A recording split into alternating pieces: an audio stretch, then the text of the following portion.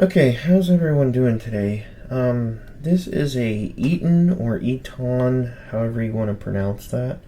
Eton Elite Executive. This is a single sideband radio, and I got this actually at a pawn shop.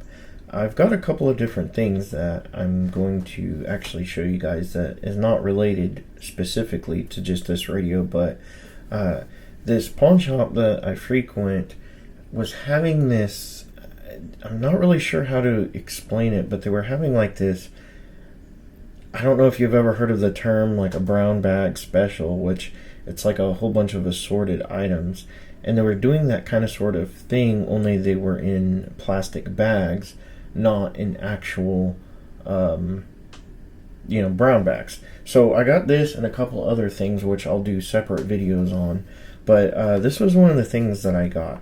And what I actually like about this is I was in the market for a actual portable shortwave single sideband radio, and my main radio that I use is the SDR Play, which is always hooked up to my server that I always, remote into with my iPad or another laptop around the house that I can listen. So this is something that I've wanted for a while so that I can take with me when I travel or go to family's house or something. That way I can, have this, something to do. And I also was wanting to take this in very remote locations to just kind of experiment around. So I did look up some of the reviews on it, and so far it is a pretty good radio. It does have some mixed reviews, and I think one of the biggest downsides, and it's not, to me it's not a deal breaker. To me it's fine. I wish it was a little bit nicer with the terms of the distortion on single sideband that a lot of people talk about. And this radio, along with a lot of other portables, do suffer from that distortion. So, take what you want. I think it's pretty good. To me, it sounds fantastic. What I have done, and you'll see a couple different clips in this video, I've actually hooked up this Zoom recorder to my iPad with the line in and the line out coming from the radio to actually record some audio that you will actually listen. And you'll see some clips where I'll be showing the radio where I'm not actually talking. That's where I've actually piped the audio through to the actual video for you guys to listen. I'm going to turn it up here and just let you guys hear through the microphone itself. There's going to be a whole lot of Monday morning quarterbacking when this is all over and done with. Everybody's going to have a professional opinion, but when it was happening, nobody's done squat. They're only, I don't have a problem with criticism if you've got a solution, but nobody's got any solutions. They just want. So this radio does have a couple different bandwidth settings. You've got where it starts at the very bottom end, which is 500 hertz, which is usually typically good for CW or some of the digital modes. You've got one kilohertz, 1.2, 2.2, 3K, and 4K. Now, that's what you get in sideband. If I switch over to AM, it starts at 2, goes to 2.5, 3, 4, and 6. Now, I actually believe, let me take a look here. So, you've got the FM band as well, and the air band. Now, in the air band, I believe it goes from 2, 2.5, 3, 4, 6, and yeah, okay, it's the same. Now, one of the other things is when you switch from AM mode to single sideband, you see how it takes a little bit to go from those modes. So right now I'll turn the volume up. I'm in AM mode. If I hit single sideband, it takes a good 3 seconds for it to actually kick in. But once you're in single sideband mode, it switches between the two LSB and USB pretty quick. But I guess if you plan in a certain number of people that you are going to lose, everybody gets it. The strong will survive. The weak will be. So, one of the things I'll actually show you guys, I've actually put this in the video, but I'll just go ahead and do a quick talk about it right here. This radio does have a 3.5 millimeter external jack for the antenna. I made this little adapter here, and it is something that I'm going to be experimenting with some different antennas. Here's something that I want to show you guys that we're all pretty familiar with. This is a 3.5 millimeter headphone jack that we all should know. Another variation of this has 4 poles that you can use that have headphones that have microphones that are built into them. One thing that a lot of people refer this to as is something called tip ring sleeve or tip ring sleeve. Now, the Eton Elite Executive uses a standard 3.5 millimeter headphone jack for its antenna jack. Now, I've seen online some people having some issues with this 3-pole connector, and a lot of the older style use just a tip and a sleeve connector like this one. It doesn't have the inner sleeve.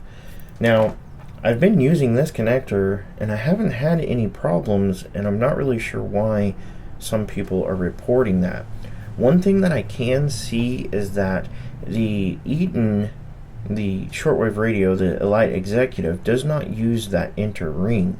It only uses the tip and the sleeve.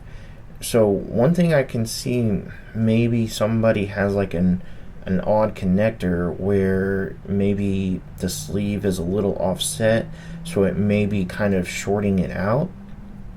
So I'm not really sure, but what I've done is I've taken, just one of these regular connectors here, and I've cut it down to use the other end, where the tip, which is white on this particular connect, which I have soldered to a RG59 or 50 RG58 coax cable with a PL259 connector on the other end, and I've soldered the white tip to the center conductor of the coax cable, and I'm going to solder the shield to the shield. And this is going to give me a connector to where I can plug this into various other, antennas that I want to use. And I have this connector here. The reason I went with this is because I'm going to be making some loop antennas which will have the SO239 on the back of it. So all I have to do is screw this into the back, and this is just a connector so that I can then use like a any sort of antenna that already has a PL259 on the other end. I'm going to finish building this one, but I wanted to point this out to you guys. This particular connector I have not had any issues with, and I'll do a demonstration here in a little bit to show you guys. And I also made this connector. Let me move this stuff out of the way here. I've also made this connector, which is just a tip and a sleeve, and I've soldered some alligator clips to the tip and the sleeve to where if I just want to use, like a long wire or maybe something obscure where I can connect ground and then tip. So if I'm out in the field or traveling or whatever, and I want to, create some sort of makeshift antenna, or I can just, clip this to some long wire without having to extend the built-in whip antenna. So yeah, I'm gonna show you guys some more antenna demonstrations, but I wanted to show you guys the connector part. So hopefully this made sense to you guys. I'm just gonna kind of run through some different stations here and let you guys hear. Right now I'm on Radio Cuba.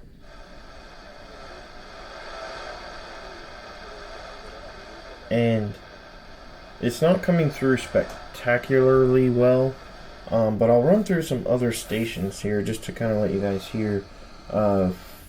14,670,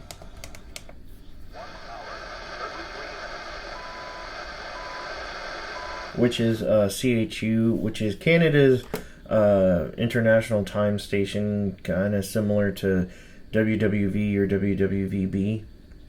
They're on 14,670, and of course ours is 15, which it's not coming through almost at all. So let's check out 10.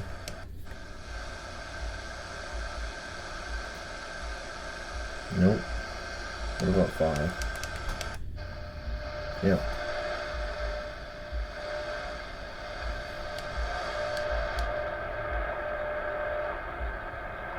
Five is coming through, and I know 7330 is another one. So some other shortwave stations that I kind of jotted down was 14,670. No, I'm sorry, 14. No, ignore me.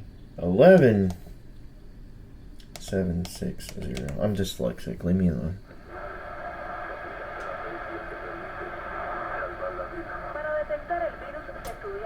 I don't know exactly what station that is. Another one is 9690.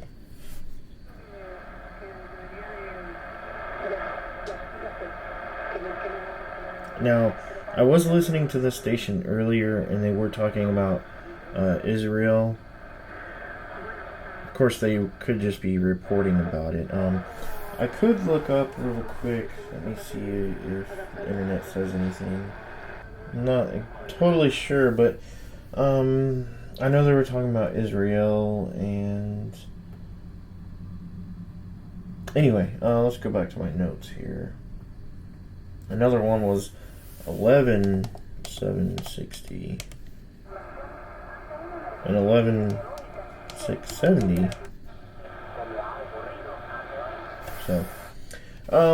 So let's go back to sideband here. Storms without any issues at all, and glad to hear that the cemetery plots weren't damaged from the storms. I saw the radar tracking on some of those storms, and between you guys in Georgia, boy, they got pounded too. There's some pretty big storms moving through the area between you and Georgia and everyone in between. So I'm glad to hear everything is well there. I won't hold the storms without any issues at all, and glad to hear that the cemetery plots weren't damaged from the storms. I saw the radar tracking on some of those storms, and between you guys in Georgia, boy, they got pounded too. There's some pretty big storms moving through the area between you and Georgia and everyone in between. So yeah, I just wanted to kind of demonstrate this radio a little bit. There's quite a few reviews online or on YouTube if you find them. So I know I'm not the best. I'm a little bit late, but like I said, I got this used at a pawn shop. One thing I will mention that I find pretty amazing is the battery life on this guy is outstanding. I've had this for about a week and a half, and I've been using it approximately 2 to 4 hours a day, just kind of playing around with it, and it's still at full battery life. Now, it did have the original charger with it, and I haven't even plugged it in to test it out, because I put my rechargeable batteries in. They're just nickel metal hydride Energizer batteries, and it's been a week and a half, and it still says full power. So I'll report back and let you guys know exactly how long take to deplete. So that's pretty amazing. Now, pretty much the only downside I found with this radio is that the distortion on single sideband, that is kind of a problem, but to me it's not a deal breaker. So I thought that was pretty good. It is pretty sensitive. It's just as sensitive as my SDR Play. Now keep in mind, my SDR Play is the very first version that they released. It's not even an RSP-1A. I believe it's just the RSP. It's the very first SDR Play that they released, and I know I probably have like one of the very first 1 to 200 that they ever sold, because I got it pretty early when they came out. So, but it's not about that. It's about this radio. So it's pretty sensitive. It has really nice bandwidth features on it. Now, radios of this size, they're not going to put noise reduction on them at all. Not like what you get with HD SDR, because I think the noise reduction that's built into HD SDR is some of the best that there is. Other than that, I like it. I think it's a great radio. I'll be doing a couple different videos where I'll be, kind of out and about, in kind of remote locations where there's not very much man-made interference. So I'll be posting those kinds of videos and what have you. And I will be showing a video, if I can get it to work, where I can interface this with my iPad to decode, CW. I know there's one for PSK31. There's a WeatherFax program on there that I'm going to play around with. So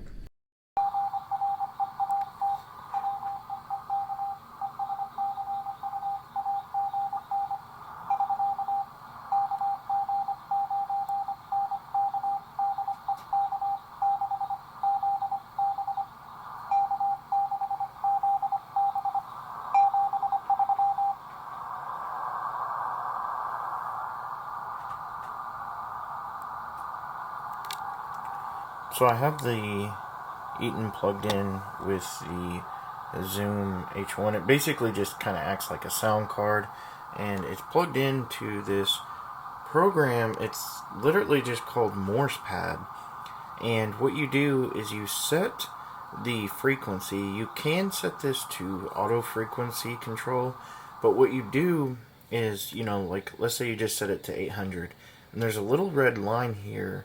And whenever there's Morse code coming through, then you tune your radio with the fine knob, and you can tune it up and down to actually center this in. And you can see it's actually receiving something right now. And it will decode. And you can see someone said, "Have a great weekend, K6, 9N," and then it just kind of went to mumbled garbage there. It's not perfect. There's not a heck of a whole lot of shortwave and ham apps for the iPad, but I think so far it's doing okay. I know a little bit of Morse code. I need to study up more to learn it. There's some things that I know from heart. Like, I can recognize when somebody's calling CQDX. I can recognize when somebody's saying 73. And usually there's a couple letters that I know by heart, like K6, K5, K9. Another popular one was V7, I believe. I do need to study up more on it, but it's been a while since I've really gotten back into shortwave radio, so it's been a while. So yeah, I hope you guys enjoyed this demonstration. I will do some more videos whenever I come across like some weather facts and whatnot. There's an application called, or there's a user or developer not a user, a developer by the name of Black Hat Systems, and he's got a couple of things on here, like he's got a slow scan TV, he's got a shortwave broadcast schedule. There's this one for DX Toolbox, which is like your propagation and stuff. See, there's PSK31. Where's the other one? There was another one that was Weather Facts, and I don't remember where it went. Oh, I was on it. Yeah, there's one that's Weather Facts that'll supposedly decode it, and I'll mess around with this later, but I just wanted to show this, guys, to you, and how neat it all was. So I hope you guys enjoyed this video. I'm going to end it here for real this time. So yeah.